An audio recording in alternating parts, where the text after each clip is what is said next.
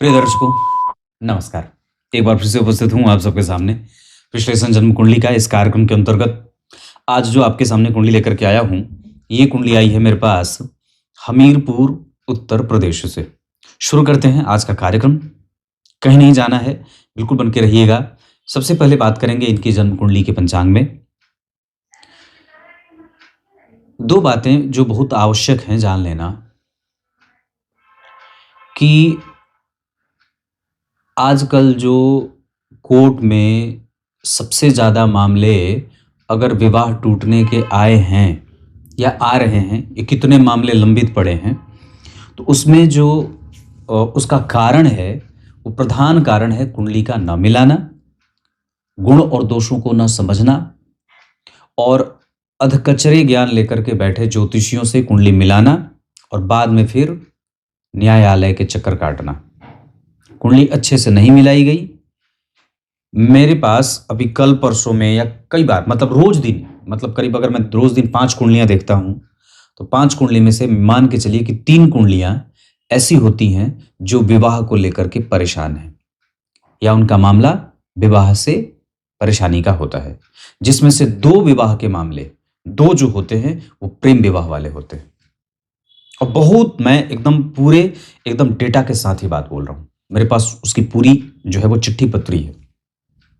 विवाह प्रेम वाले पहले कर लेते हैं और बाद में उसी व्यक्ति को दोबारा किसी से प्रेम हो जाता है। ये जो कुंडली है, यहां भी विवाह टूटा है।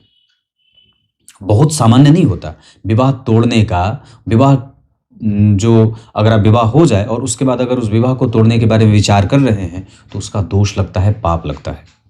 इस वजह से किसी भी तरीके से उसे चलाया जाए, कुछ कमजोरियों को नज़रअंदाज किया जाए और उसे आगे बढ़ाने की कोशिश करनी चाहिए। और सामान्यतया आजकल कंप्यूटर पे लोग कुंडली मिलान कर लेते हैं, पर कुंडलियों का मिलान कंप्यूटर अगर कर लेता तो फिर पंडित और ज्योतिषी क्या करते? और जो काम कंप्यूटर करेगा और जो काम ज्योतिषी करेंगे वो दोनों अलग अलग हैं। कंप्यूटर में डेटा फीड है, वो पता नहीं जैसे भी चीज़ें उसके मैकेनिज्म कैसे काम करते हैं, पर बिना योग्य ज्योतिषी के अपनी कुंडली ना मिलाएं और मिला मिलाए विवाह ना करें, क्योंकि विवाह मिलान वस्तुतः कुछ होता नहीं है। यह आपके और आपके विवाह में जिससे आप जा रहे हैं उससे आपकी कुंडली का मैचिंग, आपके तत्वों का उनके शरीर के तत्वों से मैचिंग होता है ना। ये बहुत आवश्यक होता है, नहीं तो आने वाले दिनों में ये मामला और भी बढ़ने वाला है। पर इसके पीछे मूल कारण बहुत बिल्कुल ही ज्योतिष की जानकारी न होने के बावजूद कुंडली मिलाना और उसके बाद प्रेम विवाह, ये दोनों मामले विवाह के कारण में बन जाते हैं। आइए विषय पे लेके आता हूँ।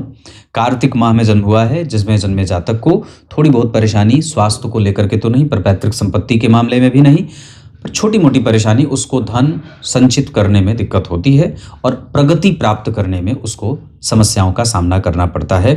मतलब नीचे वाले पद से जब कभी भी आप ऊपर बढ़ना चाहते हैं तो आपको दिक्कत होती है। दक्षिणायन में, कार्तिक माह में दक्षिणायन होता है और दक्षिणायन में ही जितने भी पापग्रह होते हैं, जैसे शनि, जैसे मंगल, जैसे राहु, जैसे केतु, ये चारों ग्रह बलवान हो जाते हैं और इन्हें अयन का बल मिल जाता है। उत्तरायण और दक्षिणायन, या ये कह सकते हैं कि ये जो ग्रह हैं वो दक्षिणायन में अतिरिक्त बलवान होकर के जातक के स्वभावों को प्रभावित करते हैं। उसके बाद शरद ऋतु, बुधवार को जन्म होता है, कृष्ण पक्ष के तृतीया तिथि। इसका अर्थ होगा कि व्यक्ति को जब कभी भी जन्मदिन मनाना हो तो कार्तिक माह में कृष्ण पक्ष के तृतीया तिथि को, मतलब कृष्ण पक्ष के तीसरे ही दिन, और कार्तिक माह की जब शुरुआत हो उसके तीसरे ही दिन जन्मदिन मनाना चाहिए। नक्षत्र जो है वो कृतिका का है, उसके 3-4 दिन आगे पीछे अगर कृतिका नक्षत्र मिल जाए तो उस नक्षत्र में जन्मदिन मनाने का और भी ज़्यादा लाभ होता है, या उसका पुण्य काल माना जाता है, पुण्य उससे होता है कह सकते हैं, या अच्छा माना जाता है। जैसे जन्मदिन में नक्षत्र मनाया जाए, नक्षत्र को लिया जाए, और मृत्यु में तिथि ली जाती है। तो अगर आपको जन्मदिन मनाना हो तो कृतिका नक्षत्र में मनाना चाहिए। बुधवार को जन्मे हैं और बुध इस कुंडली के लिए सप्तम के साथ साथ दशम के अधिपति हैं, 2 केंद्रों के स्वामी हैं, लेकिन केंद्र में नहीं बैठे हैं, इस वजह से उन्हें यहाँ केंद्राधिपति दोष नहीं लगेगा।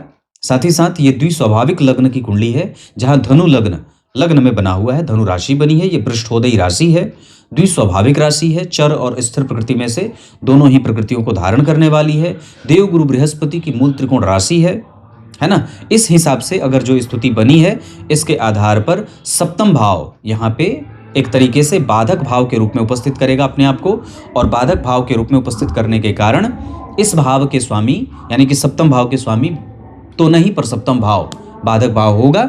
इस वजह से सप्तम भाव में बैठा ग्रह बाधक ग्रह होगा, तो यहाँ पे बाधक ग्रह के रूप में मंगल देव उपस्थित होंगे, है ना। मतलब इस कुंडली में मंगल की दशा जातक के जीवन को बाधाओं से रहित, बाधाओं से युक्त होते हुए, बाधाओं से रहित नहीं, बाधाओं से सहित, बाधाओं के साथ काम करने वाली दशा के रूप में जानी जाएगी। इसका अर्थ होगा कि मंगल की दशा में जातक के जीवन में दाम्पत्य, परिवार, दिनचर्या और व्यापार आदि में परेशानी हो सकती है। केंद्र में गुरु और सूर्य बैठे हैं, और कृतिका नक्षत्र के अधिपति जो वस्तुतः ये नक्षत्र के जो स्वामी देवता हैं वो अग्नि देवता हैं। तो ओम अग्नये नमः इस मंत्र का जप जातक को प्रत्येक दिन कम से कम 108 बार करना चाहिए, और साथ ही साथ कपास की जड़ अपने गले में धारण करना चाहिए।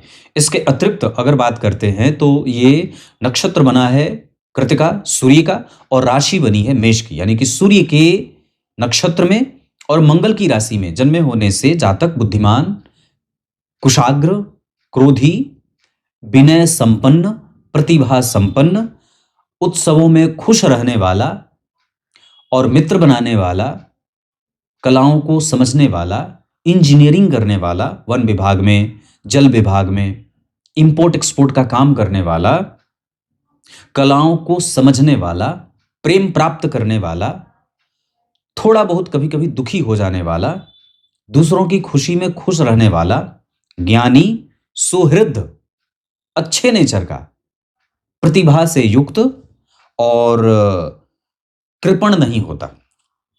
प्रतिभा से युक्त होता है पर कृपण नहीं होता। इसके साथ साथ व्यक्ति को बुढ़ापे में घुटने से दर्द की समस्या होती है। साथ ही साथ व्यक्ति को मुंह पे छाहियां, चेहरे पे बर्रे, छाहियां, घुटने का दर्द, पाचन तंत्र में कभी कभी परेशानी और विवाह टूटने का खतरा, विवाह होने से पहले टूट जाए या एक विवाह टूटे, ऐसी स्थितियां बनती हैं। पर व्यक्ति की कुंडली में एक बात मैं और भी कह दूं तो चंद्रमा से शुक्र जब आमने सामने हो जाते हैं तो दाम्पत्य सुंदर तो मिलता है, पर आगे चल करके टूटने का खतरा भी पैदा हो जाता है। चंद्रमा से ठीक 7वें घर में बुध व्यक्ति के निर्णय लेने की क्षमता को प्रभावित करते हैं, या कई बार उससे एक ही गलती बार बार भी करवाते हैं। ओम अग्नये नमः कपास की जड़ अपने गले में धारण करना चाहिए और इस मंत्र का जप करना चाहिए।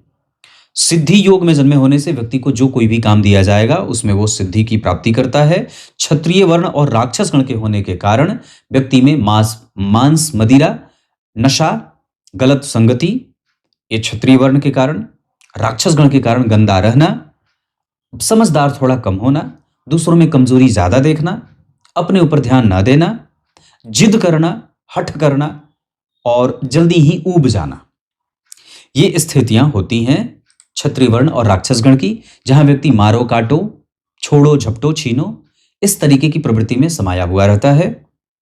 परोपकार करता है, सुरक्षात्मक दृष्टिकोण से सबकी सेवा करने वाला होता है, जिद करके भी किसी की सेवा करनी होती है तो कर लेता है और एग्रेशन में रहता है।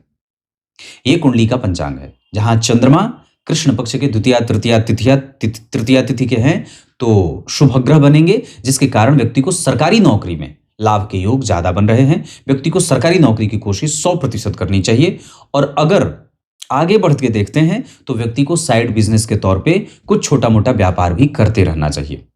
यह आपकी कुंडली का पंचांग था। अब लग्न में, नवांश में और दशमांशा में जो ग्रह जहां बैठे हैं मैं उसका एक बार स्पष्ट अवलोकन कर देता हूं। लग्न कुंडली बनी है 13 अंश की, धनु लग्न की कुंडली है। 13 अंश 28 कला पूर्वाषाढ़ा नक्षत्र का लग्न बना है। द्वितीय भाव में शनि वक्री हैं 18 अंश के श्रवण नक्षत्र में, ये आपको इमोशनल बनाएंगे। तृतीय और चतुर्थ भाव क्रमशः खाली हैं।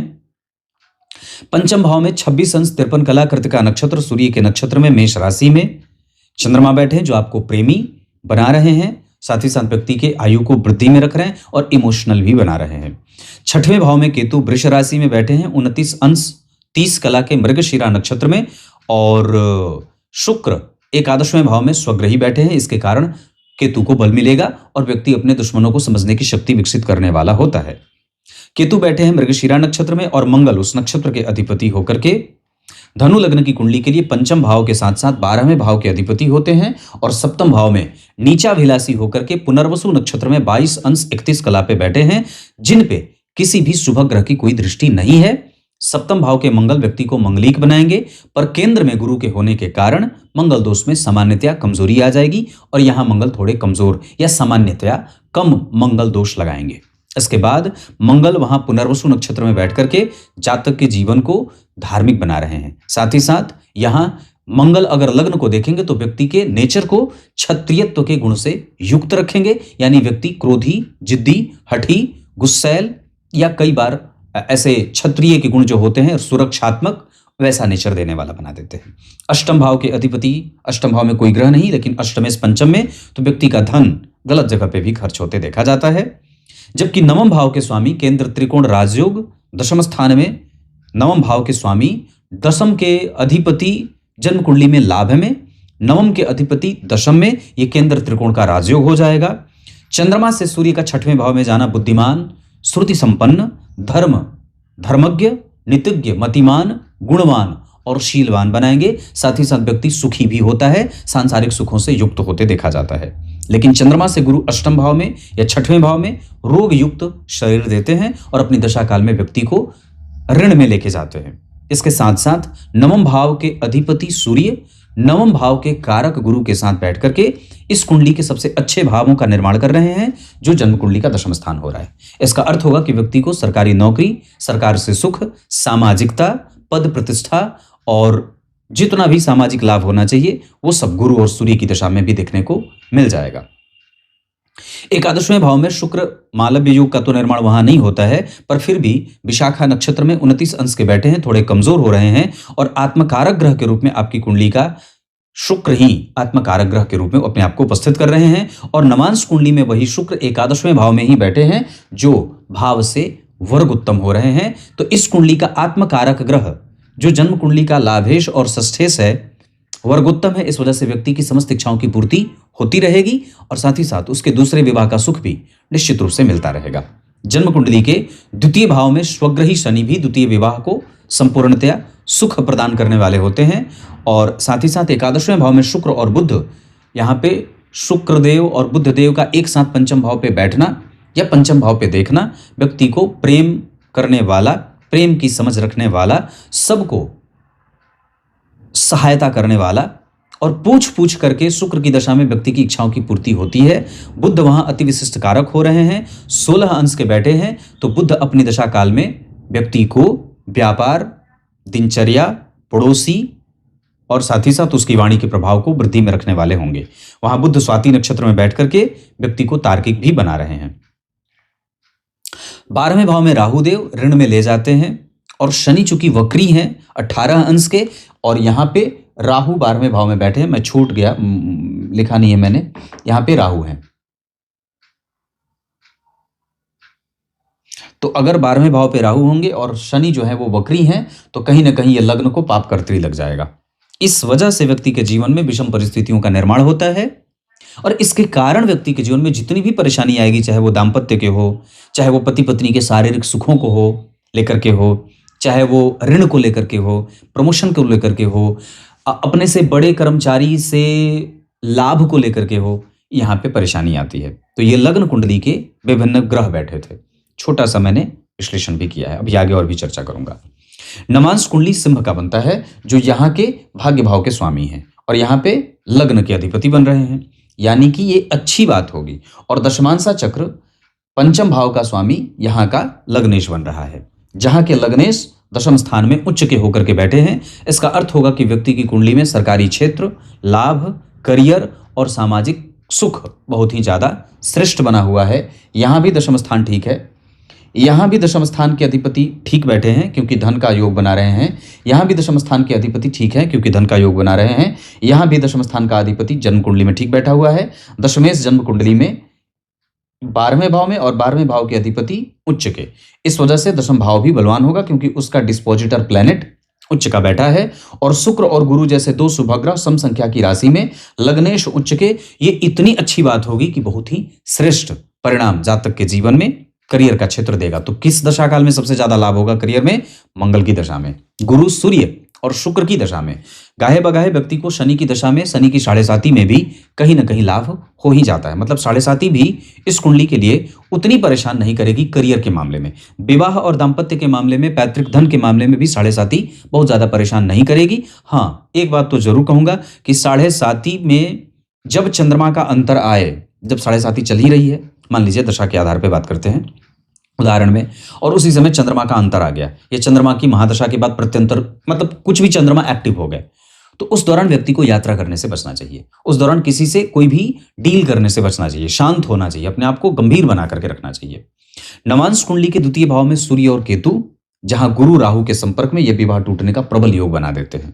तो ससुराल वाले धनवान भी हो जाते हैं या कई बार मजबूत हो जाते हैं, इस वजह से वहां पे बच के रहना पड़ता है। और बुध यहाँ सप्तम भाव में बैठे हैं, जो यहाँ पे कमजोर हो जाते हैं। सप्तम भाव के स्वामी शनि है, एकादशवें भाव में बैठे हैं, और एकादशवें भाव का अधिपति सप्तम में। तो ये बुद्धिमान और ज्ञानी पत्नी मिल जाती है, पर वो कई बार सुनने और समझने वाली नहीं होती है, कुंडली मिला करके नहीं किए होंगे, इस वजह से विवाह टूटा है। और वस्तुतः एक बात और भी बता दूं, तो विवाह दूसरे होने का योग बना हुआ है, आपको निश्चित रूप से विवाह करना चाहिए, और विवाह का योग 2027 के मार्च के बाद और भी बढ़िया तरीके से लग जाएगा। नवांश कुंडली के पंचम भाव में चंद्रमा और लग्न कुंडली के पंचम भाव में चंद्रमा, ये चंद्रमा अपनी दशा काल में बड़ी ही श्रेष्ठ लाभ देने वाली स्थिति में लेके जाएंगे, जहां व्यक्ति से यात्रा होती है, धार्मिक कृत्य होते हैं, विवाह, संतान, दाम्पत्य, परिवार का प्रेम, ये सब चीजें प्राप्त होती हैं। उसी के साथ साथ अगर आप देखें तो चंद्रमा भी वर्गोत्तम है और शुक्र भी वर्गोत्तम है। इसके साथ साथ अगर बात करेंगे तो राहु देव जो जन्म कुंडली में बैठ रहे हैं, वो मीन राशि में बैठ रहे हैं नवमांश में, जो कहाँ बैठे हैं? अष्टम भाव में, स्वग्रही ग्रह के साथ, यानी कि मीन राशि के अधिपति गुरु के साथ बैठे हैं। तो पत्नी दिमाग लगाने वाली और धार्मिक भी कई बार हो जाती हैं, बहुत ज्यादा तर्क वितर्क करने वाली भी हो जाती हैं, सुनने नहीं वाली हो जाती हैं।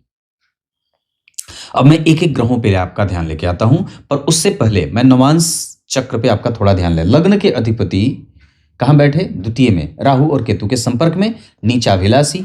और जन्म कुंडली के चतुर्थ स्थान के अधिपति जन्म कुंडली में कहां बैठे? मंगल, नवम भाव में। उनके ठीक पीछे गुरु राहु का योग, इस वजह से चतुर्थ भाव का सुख थोड़ा कमजोर हो जाएगा।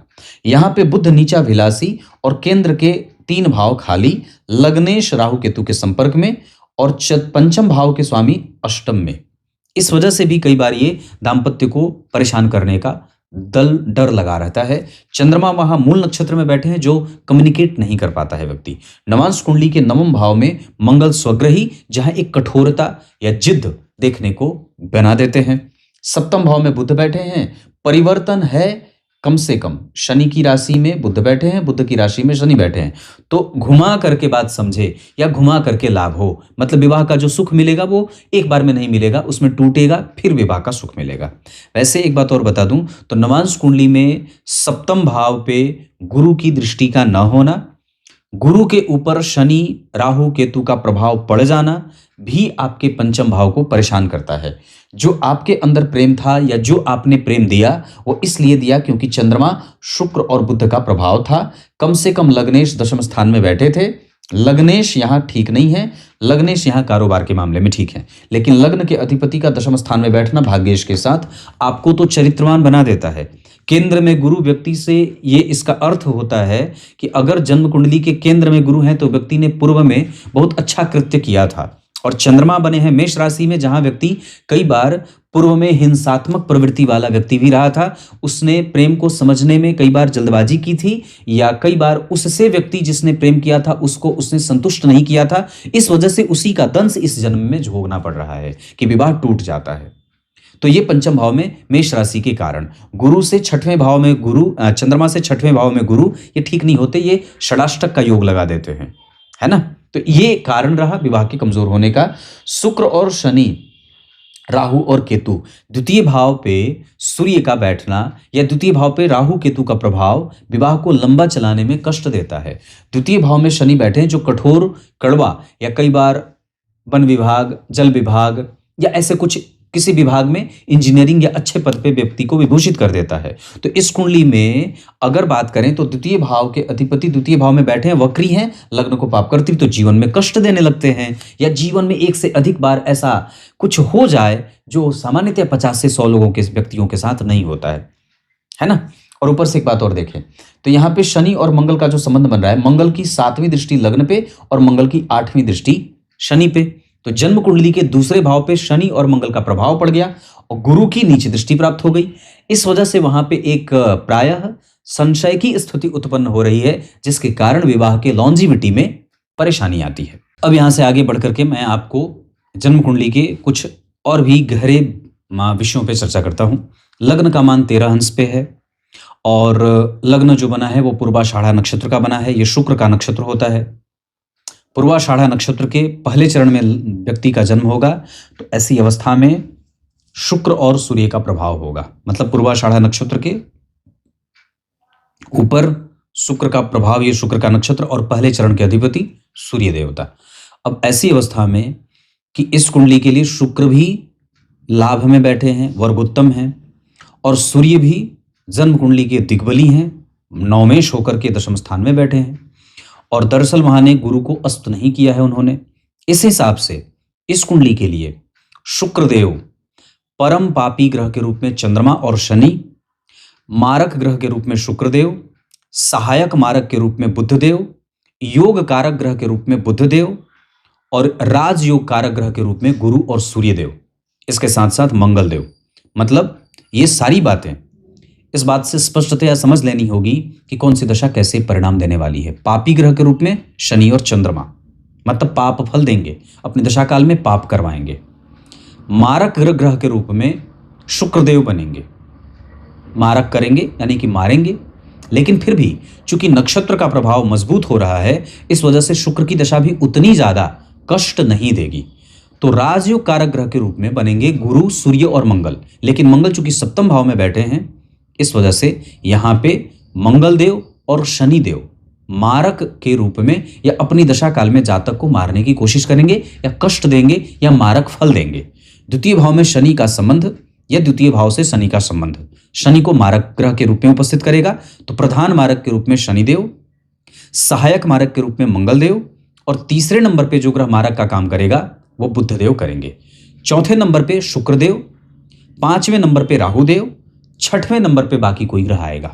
तो प्रथमतया ऐसे आपको सीरीज से ये बात समझनी होगी। वस्तुतः धनु लग्न की कुंडली के लिए द्वितीय भाव के स्वामी होकर के शनिदेव सामान्य और मारक दोनों ही बन जाते हैं। शुक्रदेव लाभ और छठवें भाव के स्वामी होकर के लग्नेश के शत्रु होने के कारण मारक ग्रह की भूमिका में आ जाते हैं। लेकिन चूंकि अगर वो ठीक बैठे हैं और कुंडली में उनकी स्थिति मजबूत बन रही है, तो यहां वो कमजोरी से परिणाम नहीं देंगे। इसके अतिरिक्त बुधदेव कभी कभी सहायक मारक के रूप में उपस्थित होंगे, जो जन्म कुंडली में अपनी दशा काल में जातक को परेशान करने का और कष्ट देने का काम करेंगे। तो अब बात करते हैं कि दशाओं के हिसाब से, तो चंद्रमा में गुरु का अंतर और चंद्रमा में शनि का अंतर कष्ट देने वाला होगा। इसके साथ साथ केतु में बुध का अंतर, केतु में राहु का अंतर और केतु में मंगल का अंतर भी कष्ट देने वाला होगा। इसी के अतिरिक्त मंगल केतु जब कभी भी महादशा अंतरदशा में, ये बात ऐसे समझ लेना होगा, उसी अधिकार के आधार पर मंगल में जब कभी भी बुध का अंतर आए या बुध में जब कभी भी मंगल का अंतर आए, तो भी ये महादशा अंतरदशा कष्ट देने वाली बनेगी। समझ गए ना। अब आगे बढ़ते हैं। जन्म कुंडली में लग्न का मान 13 अंश का है। ये अवरोह अवस्था का लग्न होता है। ऐसे अवस्था के जातक कम से कम निर्णय वाले, सूर्य की दशा सुख देने वाली, गुरु की दशा शांति देने वाली, मंगल की दशा धन बचाने वाली, शनि की दशा धन देने वाली, बुध की दशा लाभ देने वाली, शुक्र की दशा इच्छा की पूर्ति करने वाली, सूर्य की दशा सामाजिक प्रतिष्ठा और सुख देने वाली होती है, गुरु की दशा भी सामाजिक प्रतिष्ठा और सुख देने वाली होती है। अल्टीमेटली इतनी बात है। पर शनि और मंगल की दशा में विशेषतया हमें सावधान रहना होगा, क्योंकि ये दोनों ग्रह एक दूसरे से छठवें आठवें में बैठे हैं और परस्पर दोनों ही ग्रह इस कुंडली के लिए मारक सिद्ध हो रहे हैं। सप्तम भाव में बैठने के कारण शनि, द्वितीय भाव में बैठने के कारण शनि और सप्तम भाव में बैठने के कारण मंगल। तो ये स्थितियां जन्म कुंडली में बन रही हैं। अब एक एक ग्रहों के दशाओं के और नवमांश पे अध्ययन करते हैं। चंद्रमा मेष राशि में, नवांश कुंडली में धनु राशि में चंद्रमा की दशा में व्यक्ति के धन मान पद प्रतिष्ठा की वृद्धि होगी, विवाह संतान दाम्पत्य और सुखों की वृद्धि होगी। सूर्य जन्म कुंडली में कन्या राशि में, नवांश कुंडली में बैठ रहे हैं वो कन्या राशि में वर्गोत्तम हो गए, चंद्रमा तो वर्गोत्तम नहीं हुए पर सूर्य वर्गोत्तम हो गए राशि से और शुक्र वर्गोत्तम हो गए भाव से। इसके साथ साथ आपकी कुंडली में ये दोनों ही स्थितियां जन्म कुंडली को बढ़िया बना रही हैं। और मैं तो ये बात भी कहता हूं कि आपकी कुंडली में कम से कम सूर्य की दशा भी लाभ देने वाली बनेगी। सूर्य की दशा में स्थिति परिस्थिति भाग्य संसार इन सभी चीजों का सुख प्राप्त होगा। मंगल मिथुन राशि में और नवांश कुंडली में मेष राशि में, इस वजह से मंगल की दशा में भी व्यक्ति को कम से कम पराक्रम का लाभ मिलेगा और मंगल की दशा में व्यक्ति मेहनत करने वाला होगा। पर यहां ये मारक भी होंगे, इस वजह से छोटे बड़े भाई बहन और आपकी कम्युनिकेशन कमजोर होने के कारण कई बार आपके हाथ में आई हुई वस्तु आपसे छिटक जाएगी। इसके साथ अगर बुध की बात करते हैं तो आपकी कुंडली में बुध लग्न कुंडली में तुला राशि में, नवांश कुंडली में कुंभ राशि में और दशमांशा चक्र में मीन राशि में नीच के। इसके आधार पर जो बुध की बात होगी उसके आधार पर मैं ये बात कह सकता हूं कि बुध की दशा में व्यक्ति को सांसारिक सुखों का लाभ बढ़ेगा, उसकी वाणी का सुख बढ़ेगा। फिर भी बुध आपकी कुंडली में सहायक मारक ग्रह के रूप में उपस्थित होंगे, तो जब कभी भी बुध में मंगल का अंतर या शनि का अंतर आए तो ये कष्ट भी देने वाले हो सकते हैं। मतलब बुद्धि का, ज्ञान का, धर्म का, वात पित्त कफ का, दाम्पत्य का, लाभ का, बड़े छोटे भाई बहनों का, मित्रों का, है ना, रिकग्निशन का सुख कमजोर मिलेगा। देवगुरु बृहस्पति लग्न कुंडली में कन्या राशि में, नवांश कुंडली में मीन राशि में, दशमांशा में उच्च के, तो भाग्य का सुख, कर्म के मामले में भाग्य का सुख मिलेगा। विवाह और दाम्पत्य के मामले में ससुराल का सुख मिलता है, जबकि ये विवाह गुरु की दशा में विवाह गुरु का अंतर, गुरु का प्रत्यंतर विवाह करवा दे और कई सारे व्यापार को लाभ देने वाला या व्यापारिक लाभ देने वाला बना देते हैं। शुक्रदेव तुला राशि में, नवांश चक्र में वो मिथुन में जा रहे हैं, इस वजह से शुक्रदेव की दशा में भी संतान, दाम्पत्य, प्रेम और प्रमोशन का योग बनता है। जबकि शनिदेव मकर राशि में, नवांश कुंडली में मिथुन राशि में, शनि की दशा ऋण में, कष्ट में, दुश्मनी में और रोग देने वाली हो सकती है। राहु जन्म कुंडली में वृश्चिक राशि में, नवांश कुंडली में मीन राशि में, माता को कष्ट राहु की दशा में, पिता को कष्ट राहु की दशा में, घर का कष्ट राहु की दशा में, आर्थिक नुकसान राहु की दशा में, कोर्ट केस कचहरी का मामला राहु की दशा में होता है। और अभी आपकी कुंडली में राहु की ही दशा चल रही है। ये मैंने ग्रहों की बात करी। अब नक्षत्रों पे बात करता हूं। सूर्य चित्रा नक्षत्र में बैठे हैं, इस वजह से आपको जल्दबाजीपन में लेके जा रहे हैं। चंद्रमा कृतिका नक्षत्र में आपको कभी कभी इमोशनल और रोगी बना रहे हैं। मंगल आपकी कुंडली में पुनर्वसु नक्षत्र में धार्मिक बना रहे हैं, जबकि बुध स्वाति नक्षत्र में तार्किक बना रहे हैं। देवगुरु बृहस्पति उत्तरा फाल्गुनी नक्षत्र में आपकी कुंडली के आधार पर चरित्रवान बना रहे हैं। शुक्रदेव आपकी कुंडली में विशाखा नक्षत्र में आपको जिद्दी बना रहे हैं और साथ ही साथ प्रेम के प्रति आकर्षण का भाव पैदा कर रहे हैं। शनिदेव श्रवण नक्षत्र में आपको लोगों को समझने में आपसे चूक होती है और बार बार आपसे एक ही गलती करवाते हैं। जबकि राहुदेव ज्येष्ठा नक्षत्र में बैठ करके आपकी वाणी, आपके प्रभाव और आपके सोचने समझने की क्षमता को कमजोर कर रहे हैं। केतुदेव मृगशिरा नक्षत्र में बैठ करके आपको परिस्थिति के हिसाब से तैयार नहीं करने वाला बना रहे हैं, जबकि धर्म की समझ केतुदेव दे रहे हैं। गुरु और केतु का प्रभाव, गुरु और शनि का प्रभाव कम से कम आपकी कुंडली में काफी हद तक आपको धर्म परायण, धर्म में रुचि रखने वाला बना देते हैं। ये आपकी महादशा, ग्रह के नक्षत्र और विभिन्न भावों की स्थिति। युतियों के बारे में अगर बात करेंगे तो शुक्र और बुध की युति में जाना, सप्तम भाव के अधिपति का लाभेश के साथ युति में जाना, विवाह में कम से कम सुख मिल जाता है, मतलब दूसरे विवाह का सुख हो जाता है। गुरु और सूर्य का एक साथ जाना ये बहुत ज्यादा श्रेष्ठ योग बनाएगा। चंद्रमा का यहाँ पे बैठना ये आपके धन हानि और पत्नी के कारण, प्रेम के कारण नुकसान का योग बनाते हैं। स्वग्रही शनि आपको मोटा काम करने वाला और कई बार मोटी रकम से धन कमाने वाला बना देते हैं। सप्तम भाव में मंगल देव आपको मंगलिक बनाते हैं, गुरु के कारण मंगल दोष कमजोर होगा, लेकिन गलत निर्णय कराने वाला बना रहे हैं। यहाँ पे मंगल जो बैठे हैं वो जन्म कुंडली में देखिए कहाँ बैठे हैं, मेष राशि के। मतलब यहाँ पे तो ठीक हो रही हैं चीजें, पर यहाँ पे विवाह के मामले में आपका निर्णय गलत साबित होता है। मैंने इस पे कार्यक्रम बनाया था जिसमें बात कही थी कि जिस व्यक्ति की कुंडली में मंगल कमजोर होते हों और उसके ठीक पीछे देखिए कंफ्यूजन बना हुआ है, राहु केतु का प्रभाव है इस वजह से, और यहाँ पे गुरु की भी शत्रु दृष्टि प्राप्त हो रही है। इस वजह से पत्नी से अगर झगड़ा होगा तो उसके लिए आपको धन से उसकी भरपाई करनी पड़ती है, एलिमनी के तौर पे धन देना पड़ता है। क्लियर है? अष्टक वर्ग के आधार पर अपने व्यक्तित्व को और भी ज्यादा शांत बनाना है। आपकी कुंडली के आधार पर अपने धन को और बचाना है। आपकी कुंडली के आधार पर हम और पराक्रमी हो सकते हैं। आपकी कुंडली के आधार पर हमें मन को शांत रखना है, माता से झगड़ा नहीं करना है, घर पे ज्यादा समय देना है। आपकी एजुकेशन में और भी ज्यादा विद्या बुद्धि विवेक लगाना होगा। जबकि बात करते हैं नौकरी की, तो नौकरी बहुत अच्छी है, व्यापार भी ठीक है। इसके अतिरिक्त प्राइवेट सेक्टर में भी, नौकरी प्राइवेट हो या सरकारी उससे मतलब नहीं है, पर आपको नौकरी ज्यादा सूट करेगा। हमें अपने रिसर्च, हमें अपने पुराणों के अध्ययन, हमें हमारी परंपराओं पे विश्वास में और भी ज्यादा मजबूती डालनी होगी। जबकि भाग्य बहुत अच्छा है, करियर ग्रोथ बहुत अच्छा है, लाभ सामान्यतया थोड़ा कम सा है, पर फिर भी आपको जितनी चाहिए उतना मिल जाएगा। इस कुंडली में ऋण में जाएंगे तो आपको ऋण चुकाने में दिक्कत होगी, किसी को भी धन देने से बचना चाहिए। शुभ अंक 3 रहेगा। दशाओं के आधार पर चंद्रमा की दशा में और केतु की दशा में स्थान परिवर्तन, नौकरी बदलना, साथ ही साथ सूर्य की दशा में और गुरु की दशा में श्रेष्ठ सामाजिक लाभ के योग बन रहे हैं। अष्टक वर्ग और अष्टक वर्ग के बाद होरा के बारे में अगर बात करते हैं तो 1000% गारंटी से बात करता हूं, गुरु की दशा, चंद्रमा की दशा, मंगल की दशा, शुक्र और बुध की दशा, मानसिक शांति और सुखदायक दशाएं बीतने वाली हैं। जबकि शनि, राहु, केतु और सूर्य की दशा कई बार इरिटेटिव साउंड, परेशानी और थोड़ी बहुत स्वास्थ्य में चिंता देने वाली बनेगी। माता और पिता का सुख बहुत अच्छा है, इसमें कोई दो राय नहीं है कि पिता और माता दोनों से आपके संबंध इमोशनल हैं। और इस कुंडली में संतति का सुख भी है। इस कुंडली में संतति का सुख है, 2 संततियों का योग आपकी कुंडली में लगा हुआ है, 2 से 3 संततियों का योग आपकी कुंडली में लगा हुआ है, और तो कुछ बाकी नहीं है। नक्षत्र के आधार पर अगर बात करते हैं तो आपकी कुंडली में नक्षत्र जो बना है उसके आधार पर श्रवण, उत्तरा फाल्गुनी, पुनर्वसु, भरणी, ये नक्षत्र किसी भी काम को करने के लिए अच्छे रहेंगे।